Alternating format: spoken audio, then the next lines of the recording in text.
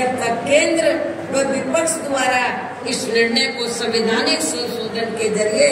खत्म करके इसे पुरानी स्थिति में बहाल नहीं कर दिया जाता है। इसलिए ऐसी स्थिति में अब आप लोगों को एक तरफा अपना वोट केवल बीएसपी व इनेलो के बने अपने इस गठबंधन को ही देना है, ताकि सत्ता में आकर यह आपके स्टेट में मान्य सुप्रीम कोर्ट के आए इस निर्णय पर कुछ हद तक अंकुश लगाया जा सके। इतना ही नहीं बल्कि केंद्र व राज्यों में कांग्रेस, बीजेपी व अन्य जातिवादी पार्टियों की नई रंग में किसी न किसी रूप में सामान्य वर्गों को ही दे दिया जाता है। पदोन्नति में आरक्षण को तो इन्होंने मान्य कोर्ट की आड़ में काफी हद तक खत्म ही कर दिया है। इसके साथ ही केंद्र व राज्यों की भी सरकारों द्वारा इन वर्गों के लोगों को प्राइवेट सेक्टर में आरक्षण दिए जाने की व्यवस्था किए बिना ही इनके ज्यादातर सरकारी कार्य अब यहाँ प्राइवेट सेक्टर के जरिए ही देश के अधिकांश बड़े बड़े पूंजीपतियों व धनराशियों को ही दिए जा रहे हैं, जिसके कारण आपके यहाँ हरियाणा प्रदेश से पूरे देश में अब इन वर्गों के लोगों को आरक्षण का बहुत कम ही लाभ मिल पा रहा है। और इससे अब पूरे देश में दलितों व आदिवासियों के साथ साथ अन्य पिछड़े वर्गों का भी काफी ज्यादा नुकसान हो रहा है। आपके हरियाणा प्रदेश में SC ST की तरह जो OBC वर्ग के लोग हैं, अन्य पिछड़े वर्ग के लोग हैं, इनकी भी काफी तादाद है। जबकि अन्य पिछड़े वर्गों के लोगों को ये भी मालूम होना चाहिए कि इन्हें मंडल कमीशन की रिपोर्ट के तहत आरक्षण की ये सुविधा केंद्र में कांग्रेस पार्टी की रही सरकार में, बल्कि बीएसपी के केंद्र की सरकार में नहीं, बल्कि बीएसपी के कड़े संघर्ष एवं अथक प्रयासों से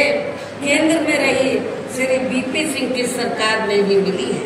जिसका भी अब यहाँ जातिवादी विरोधी पार्टियों की चल रही सरकारें इन्हें पूरा लाभ नहीं दे पा रही हैं। इसके साथ ही श्री VP सिंह की सरकार में ही इन वर्गों के मसीहा परम पूज्य बाबा साहब डॉक्टर भीमराव अम्बेडकर को भी यहाँ भारत रत्न की उपाधि से सम्मानित किया गया था, जिसके लिए वो हर प्रकार से पात्र भी थे। जबकि इन्हें ये सम्मान उनके जीते जी परम पूज्य बाबा साहब डॉक्टर भीमराव अम्बेडकर के जीते जी केंद्र में रही कांग्रेस पार्टी की सरकार में बहुत पहले मिल जाना चाहिए था, लेकिन कांग्रेस पार्टी की सरकार ने इनके देहांत के बाद भी इन्हें काफी समय तक ये सम्मान नहीं दिया। इससे इन वर्गों के प्रति इस कांग्रेस पार्टी की हीन व जातिवादी मानसिकता साफ झलकती है। इतना ही नहीं बल्कि इनके कारवां को आगे बढ़ाने वाले व हर मामले में समर्पित रहे व्यक्तित्व मान्यवर श्री कांशीराम जी के देहांत होने पर केंद्र में रही इसी कांग्रेस पार्टी की सरकार ने इनके सम्मान में एक दिन का भी राष्ट्रीय शोक घोषित नहीं किया था। इसके साथ ही इन वर्गों के लोगों को जुर्म जाति से निजात दिलाने के लिए जो भी यहाँ नियम व कानून आदि बने हैं, तो उन पर भी केंद्र व राज्यों की सरकारें सही से अमल नहीं कर पा रही हैं, जिससे अब यह खासकर दलितों, आदिवासियों व अन्य पिछड़े वर्गों के ऊपर शोषण करने वाले लोगों का मनोबल और भी ज्यादा बढ़ रहा है। और ये सब हमें यहाँ आपके हरियाणा प्रदेश में भी काफी कुछ देखने के लिए मिल रहा है। इसी प्रकार हमें पूरे देश में मुस्लिम व अन्य धार्मिक अल्पसंख्यक समाज के लोगों की भी अधिकांश मामलों में हालत कोई खास अच्छी नजर नहीं आती है। इसके साथ साथ अपर कास्ट समाज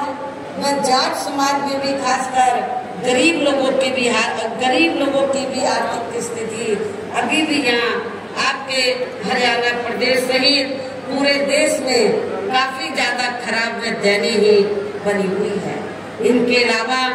आपके हरियाणा प्रदेश सहित समाज में से विशेषकर यहाँ गरीब, मजदूर, किसान, कर्मचारी, व्यापारी एवं अन्य मेहनतकश लोग भी अपनी विभिन्न समस्याओं को लेकर अभी भी हमें काफी ज्यादा दुखी ही नजर आते हैं। और इनमें भी किसान वर्ग तो केंद्र में अभी तक की रही सभी सरकारों द्वारा बनाई गई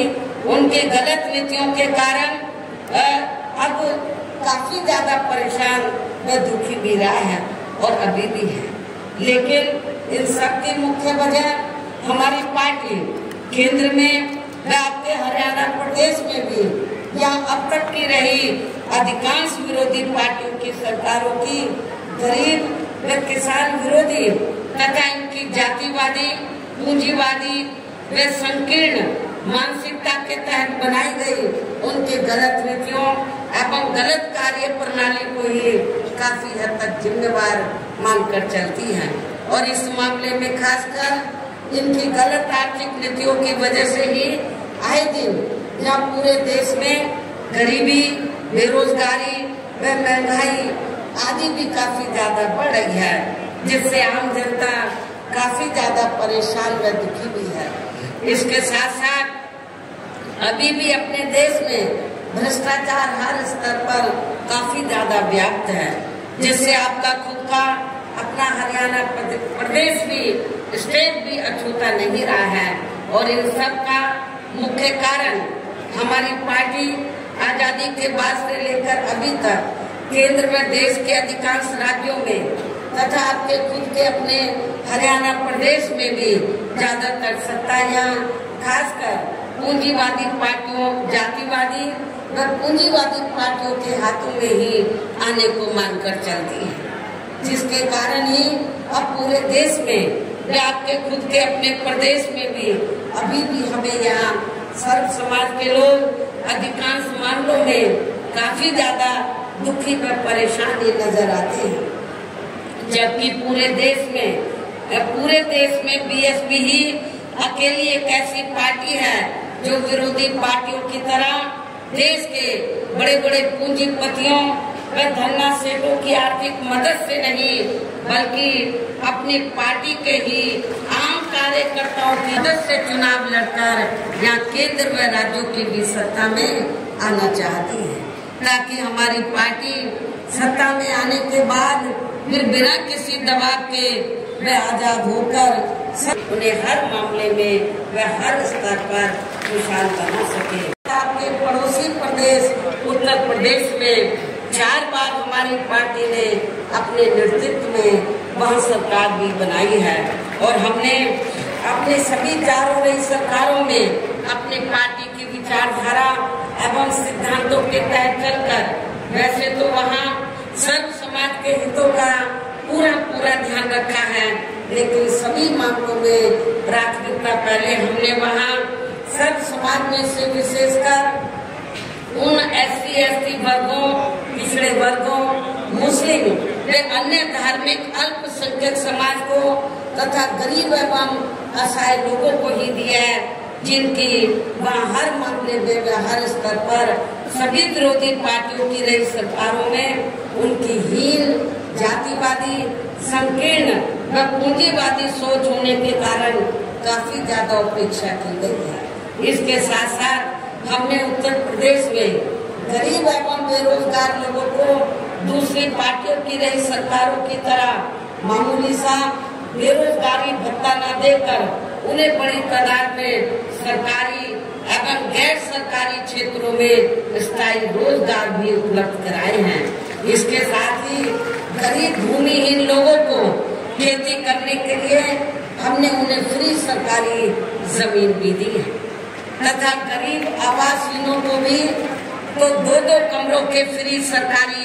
पक्के मकान भी दिए हैं, जिससे वहाँ लाखों गरीब लोगों को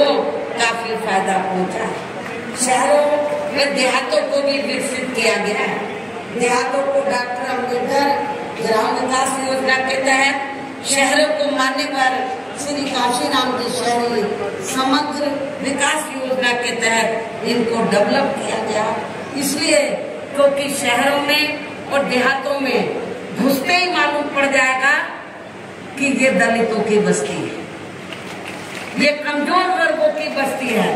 जिनको जातिवादी मानसिकता के तहत आजादी के बाद से लेकर